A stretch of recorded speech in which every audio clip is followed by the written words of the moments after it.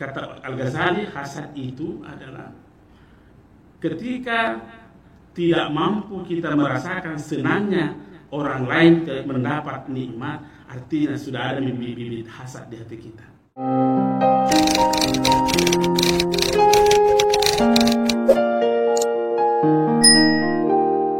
Di dalam hati orang-orang munafik itu ada penyakit.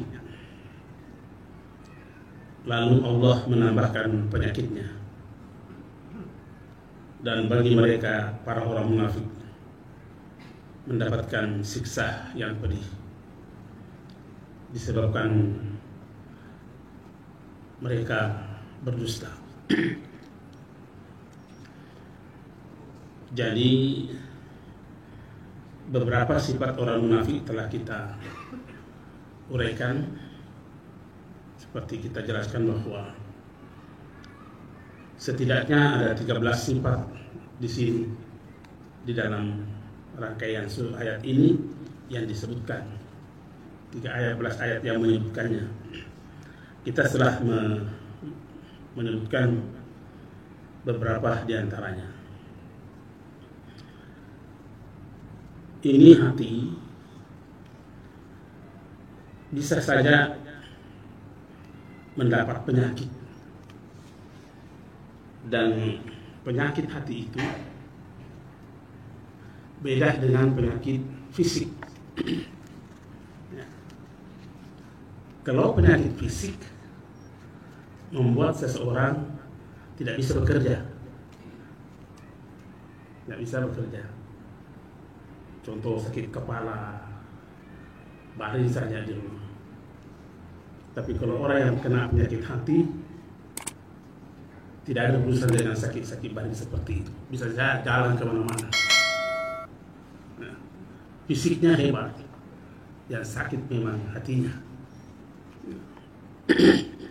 Nah, ini Allah menyebutkan bahwa di dalam hati orang-orang munafik itu ada penyakit.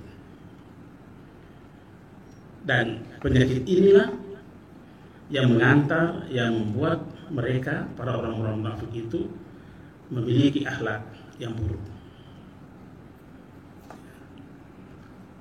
Salah satu di antaranya seperti disebutkan dalam ayat sebelumnya, yaitu melakukan tipu daya.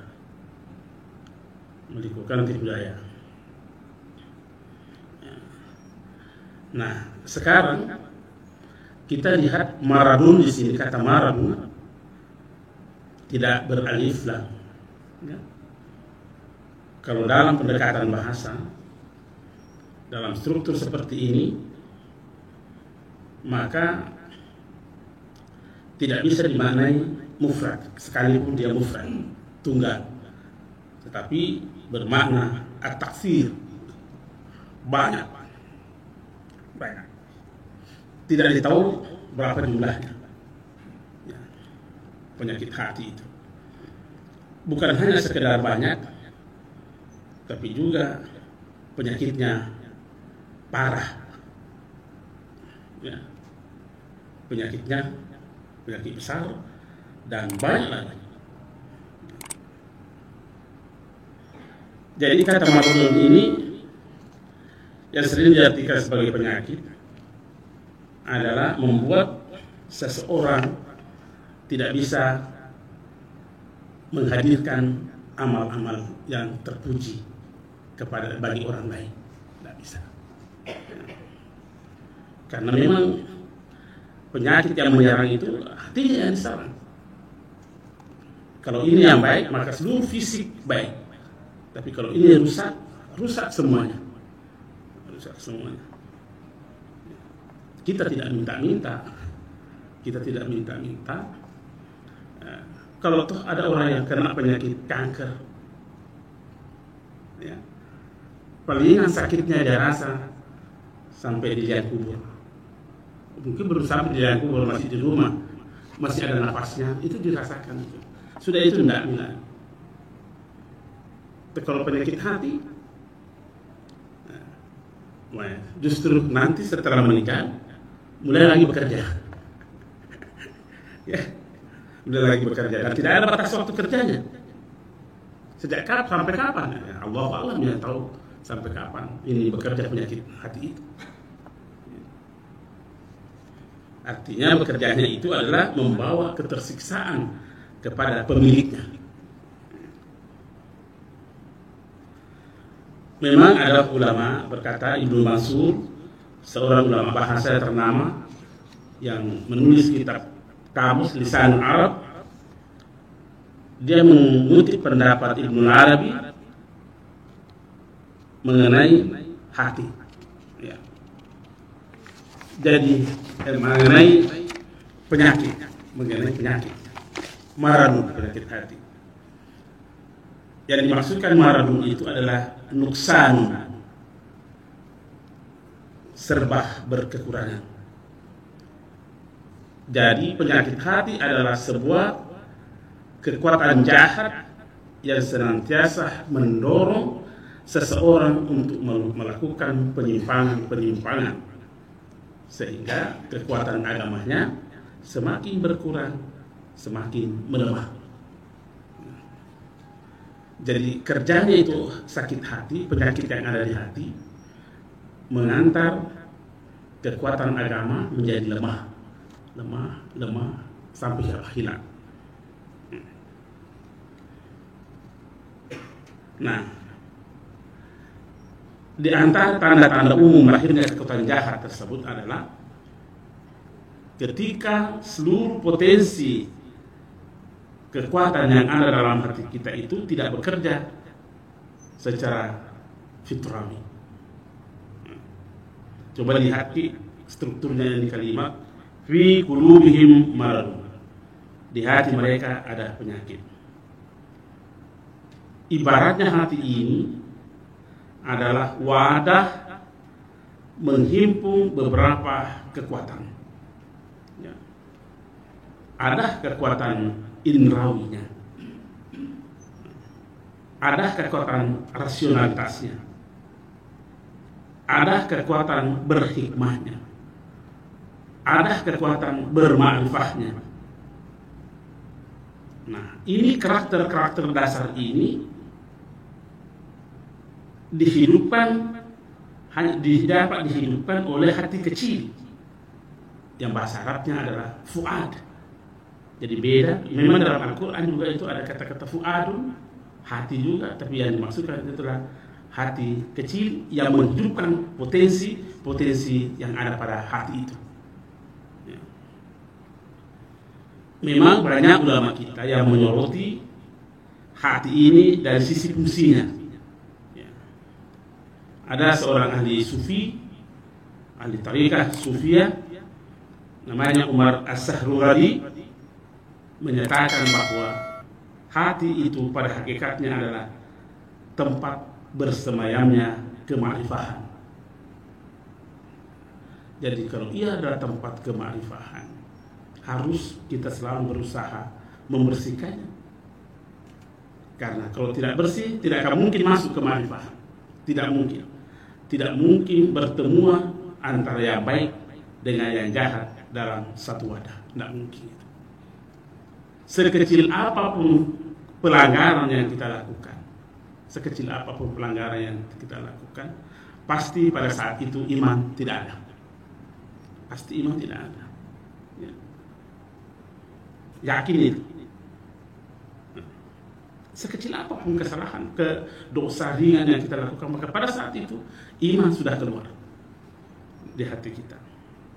Ya. Ada juga ulama berkata, sebenarnya hati itu bukanlah yang ditahu oleh kedokteran itu segumparan darah, gumparan daging. Tetapi itu adalah substansi manusia yang menghimpun sifat-sifat rabbaniyah. Itu yang menghimpun sifat-sifat Tuhan, karakteristik ruhaniyah. Di samping itu juga memiliki sifat-sifat alami yang dimiliki oleh manusia. Jadi kalau itu yang diserang penyakit, maka semua tadi yang disebutkan oleh ulama kita ini melemah kalau tidak hilang. Melemah kalau tidak hilang. Nah, kalau dia sudah hilang, bagaimana nasib kita sebagai umat manusia? Saya kira wajahnya saja berwajah manusia, tetapi sifat dan perilakunya sudah keluar dari fitrahnya. Kalau Imam Ghazali berkata bahwa inilah ruhani, hati inilah yang menerima amanah Allah, berisikan dengan kema'rifahan, dan secara fitrah manusia memiliki konsentrasi keilmuan. Jadi di samping memiliki konsentrasi keilmuan, juga inilah yang menyatakan ketauhidan kepada Allah Subhanahu wa taala ketika Allah bertanya kepadanya, "Alastu birabbikum?" Qalu bala syahidna. Jadi itu salah satu bentuk gambaran hati manusia. Nah, ini yang harus dijaga dari berbagai macam penyakit itu. Kita sudah terangkan kemarin, di antara penyakit-penyakit hati itu, di antara lain ngoa, kela-kela, rakus, iri, itu hasad. Kata Al-Ghazali, hasad itu adalah ketika tidak mampu kita merasakan senangnya orang lain mendapat nikmat, artinya sudah ada bibit-bibit hasad di hati kita. Jadi kalau umpamanya Ustaz Muhammad dapat hadiah mobil, atau jangan hadiah, beli mobil, pasti dia senang. Setidaknya hati kita mesti sama yang dimiliki oleh Ustaz Muhammad mendapatkan mobil. Ketika ada sedikit goyang-goyang hati kita, artinya itu sudah ada bibit-bibit hasad di hati kita. Bibit-bibit hasad itu. Karena memang itu kan hasad itu berupaya agar orang itu tidak mendapatkan nikmat.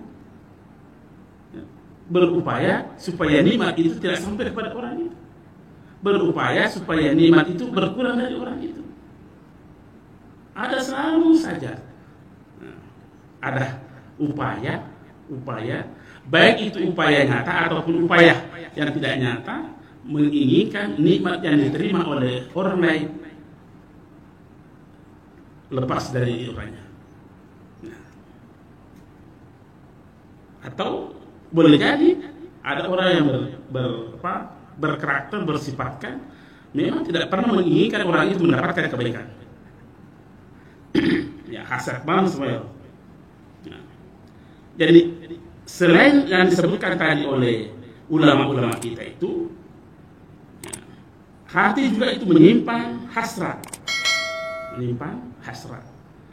menyimpan kemauan, menyimpan menghendaki kebenaran. Tetapi ingat, sama besarnya dengan kemampuan menerima dan melakukan kejahatan. Sama besar. Jadi kalau segenggam kekuatan hati untuk melakukan kebaikan, maka segenggam juga kekuatan untuk melakukan kejahatan. Nah, tinggal kita ini seperti apa kita membina hati itu. Karena hati itu mampu menggerakkan diri manusia,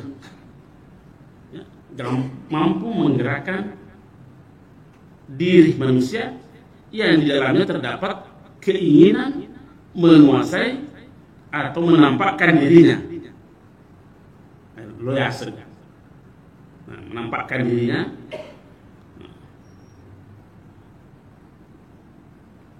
Tulia ya, atau pujiale. Jadi dengan demikian fungsi hati orang munafik, ya, karena tadi kita masih berbicara sifatnya orang munafik. Fungsi hati orang munafik itu tidak mampu melahirkan perilaku mulia. Kenapa? Karena dikuasai oleh kekuatan jahat. Dikuasai oleh kekuatan jahat. Bagaimana mau berbuat baik kalau yang menguasainya adalah kekuatan jahat? Dan semuanya itu adalah yang merongrong harkat dan martabat manusia. Jadi ayat yang ke-10 ini fi qulubihim maradun menjelaskan betapa orang munafik mendustakan kemuliaan manusia. Mengingkari kemuliaan manusia. Kan kalau sifat-sifat jelek yang selalu muncul, pada hakikatnya sekalipun dia berkata manusia itu mulia, tapi pada hakikatnya dia mengingkari kemuliaan manusia. Artinya apa? Kebohongan adalah bahagian daripada sifatnya orang-orang munafik. Nah, kemudian pada ayat selanjutnya lagi diterangkan, wa idza qila lahum la tufsidu fil ardh qalu innama nahnu muslihun. Orang munafik itu kalau dikatakan kepadanya, jangan kamu bikin kerusakan. Apa dia bilang? Kami ini orang yang selalu mengadakan perbaikan. Itu sifatnya itu. Artinya apa? Sifat selain daripada yang kita sebutkan itu, sifat yang melekat dalam diri orang munafik adalah tidak terbuka hatinya. Tidak terbuka hatinya. Tidak terbuka dalam hal menerima saran dan perbaikan. Kan dia nasihati. Jangan kau berusaha. Tidak, kami ini melakukan perbaikan. Dan tertutup hatinya untuk mendapatkan saran ataupun nasihat dari orang lain. Karena kenapa mereka ini tidak memiliki standar nilai? Tidak ada standar nilainya, baik itu nilai kebaikan ataupun tidak ada standar nilai keburukannya. Sehingga apa yang terjadi kalau tidak ada standar nilainya? Tidak ada standar nilai kebaikannya, tidak ada standar nilai keburukannya. Maka yang baik dilihat benar, dilihat salah, yang salah dilihat benar. Apa buktinya? Buktinya itu orang yang melihat benar, yang salah. Kan salah kalau umpamanya kita curang dalam jual beli kita, kan salah. Tetapi mereka melakukannya kenapa? Kenapa dia melakukan curang? Karena dia menganggap bahwa inilah yang bisa dilakukan untuk mendapatkan penghasilan yang lebih banyak. Berarti benar menurut dia. Jadi dia lihat salah yang benar dan lihat benar yang salah. Bahasa Al-Quran ini adalah gurur. Ya. Makanya dalam Al-Quran itu ada ayat, ya ayyuhal insan ma gharraka bi rabbikal karim.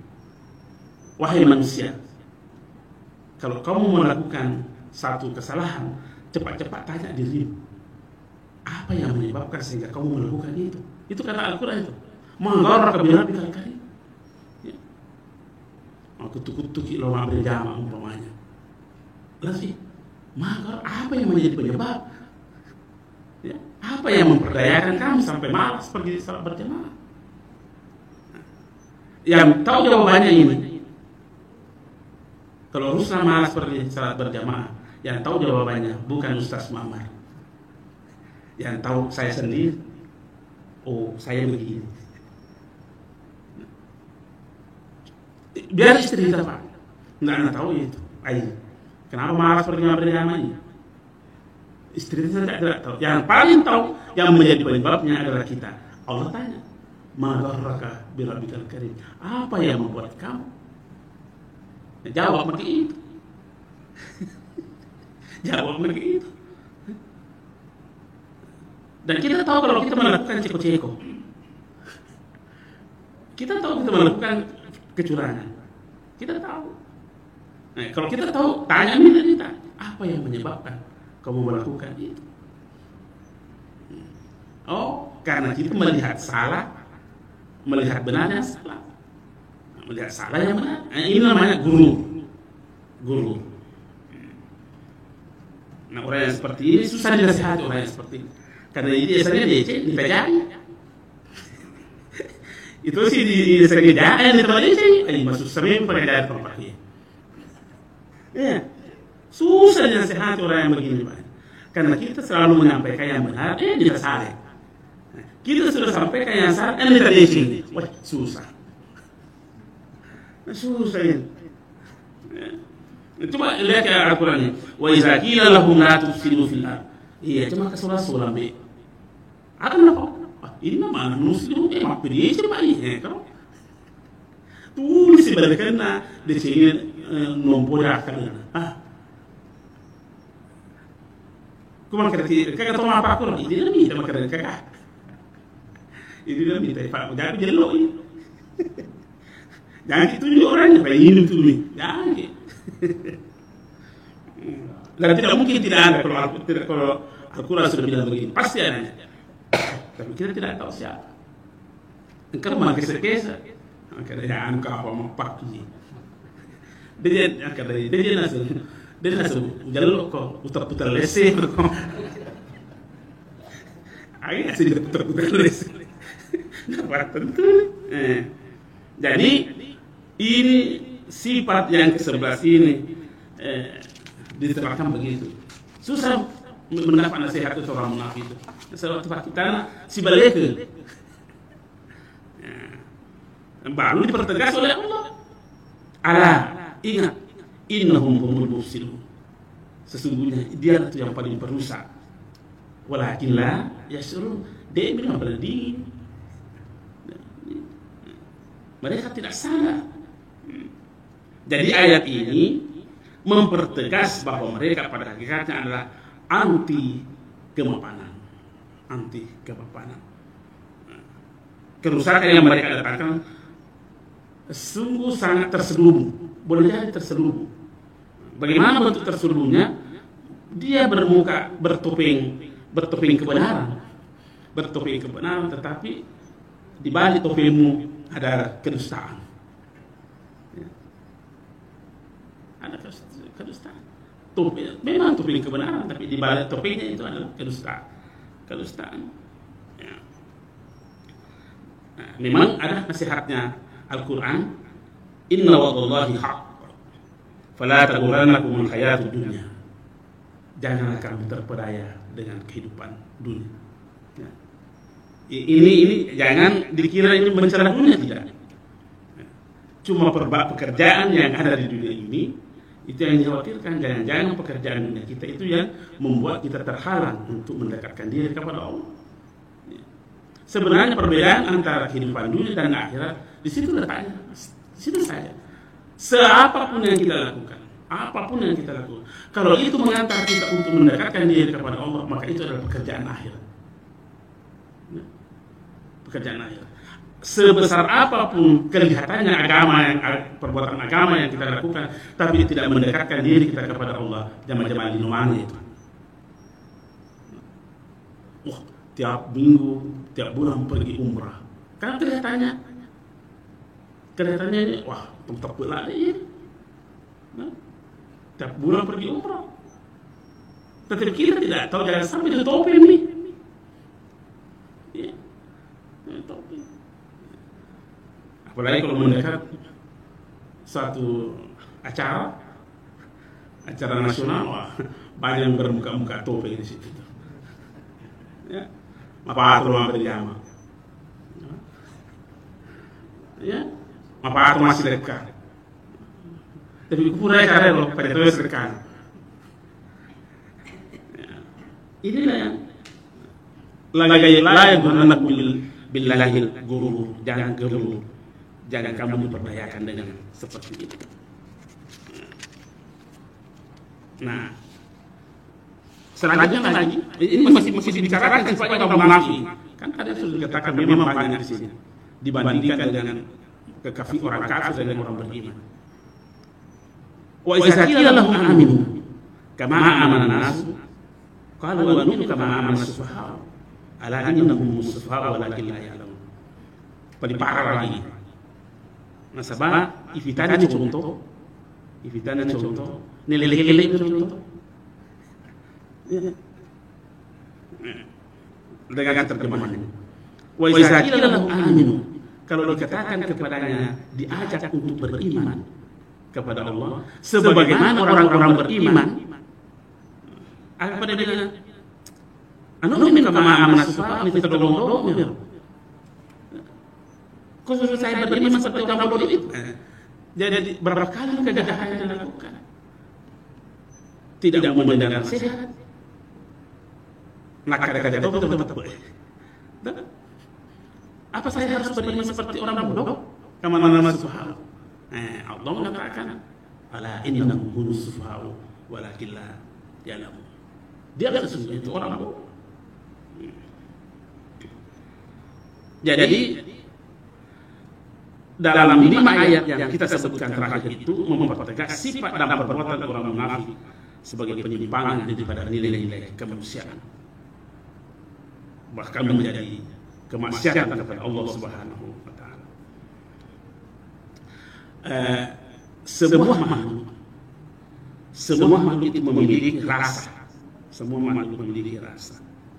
Tentu seperti itu. Termasuk binatang. Jika rasa tersebut itu dinafikan, ditiadakan dari seseorang, maka pasti sikap dan perilakunya itu lebih buruk daripada binatang.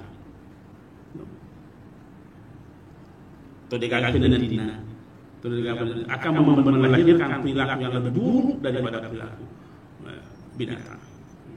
Nah, kita lihat pada ayat ke-8 pada surat ini itu, iman mereka memang telah dinafikan. Wa ma'hum bimu'min.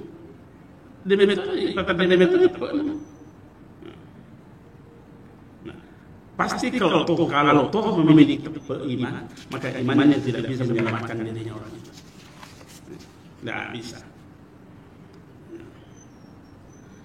Nah, kita lihat di situ, aminu kama amana nasu. Beriman seperti manusia-manusia beriman. Siapa yang dimasukkan anas di situ? Yang dimasukkan di situ adalah umat Muhammad yang telah menyatakan dan mengaktualisasikan imannya.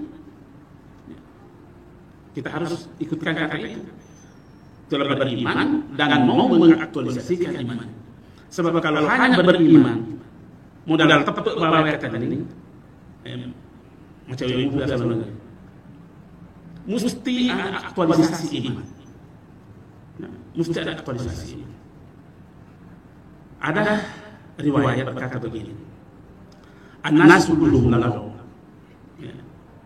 Semua manusia itu macam-macam. Illa lil mu'minina. Pasalnya tetap. Jadi mana baca Quran? Wal mu'minuna kulluhum lagaw. Tuma masalah mana? Illa al-amilina. Pasalnya orang yang mau mengaktualisasikan imannya. Dia berbaca wal amiluna kulluhum lagaw. Semua orang yang mau mengaktualisasikan imannya masalah mana itu illal mukhlisina. Pasalnya to ikhlas. Kesehatan mana itu? Tahu. Penapi nilai dari kita tepat dulu. Wah, tepat aman. Sudah itu tepat si resona. Wah, dikaya-kaya ada resona, ada nasi. Jadi yang tinggal di orang yang punya reso. Punya reso. Tak ada nanya kita tepat ini. Tapi kita tepat ikuti reso mentahan. Tapi ibadah Nabi pun tepat reso ibadah Nabi pun. Kamu pakai ikhlasan, oke kelihatan tahan. Nah, inilah dikatakan kama amanah. Tidak dikatakan kal mukminin, bukan kata benda yang lain, tapi kata kerja. Apa bedanya kata benda dan kata kerja? Beda. Kalau kata benda tepuk menang. Kalau kata kerja di samping tepe dapat dua tepe lah. Ya, tepe. Makanya di suratul Asr itu tidak dikatakan wal asr innal insana lafi khusr illa tidak dikatakan illa lil mu'minin, tapi illa alladzina amanu, kata-kata itu artinya apa? Yang bisa selamat adalah orang yang mau mengaktualisasikan imannya dengan penuh keikhlasan. Dengan penuh keikhlasan. Nah, inilah yang disebutkan oleh Allah kepada kita. Dan ini yang disampaikan kepada orang-orang munafik. Amin kepada pertanyaan. Tapi nak curigaan itu tetap. Anu minta maaf nas sahab. Khusus saya beriman seperti orang bodoh itu. Mengapa mereka memenuhi orang beriman sebagai orang bodoh? Mengapa? Karena dalam hati mereka itu banyak kontradiksi. Di antara logikanya kontradiksi dengan hatinya kontradiksi dengan perbuatannya. Kontras terus. Jadi orang pusing orang itu. Pusing orang itu karena kontras akalnya dengan hatinya, kontras hasilnya dengan perbuatannya. Kontras itu. Makanya orang pusing. Orang munafik itu. Kalau demikian, maka banyak perbuatan-perbuatan yang dilakukan. Coba lihat pusingnya orang, tidak bisa dipahami. Umar bin Khattab, ya. Kalau mau dihitung bagaimana caranya Umar bin Khattab bisa tunduk kepada Muhammad. Umar itu adalah orang jago, orang hebat, perkasa. Kenapa bisa tunduk kepada Muhammad sebagai anak yatim piatu? Ya. Bagaimana Utsman bin Affan? Ya. Bagaimana Abdurrahman bin Auf bisa tunduk kepada Muhammad sallallahu alaihi wasallam? Nah, ini Abdurrahman bin Auf orang kaya. Bayangkan pasar Madinah nanti. Satu pas dia beli. Baru 10 orang muhajir yang kemarin beli. Sangat sugi dengan Abdurrahman bin Auf. Kenapa bisa tunduk kepada Muhammad sallallahu alaihi wasallam yang tidak kaya?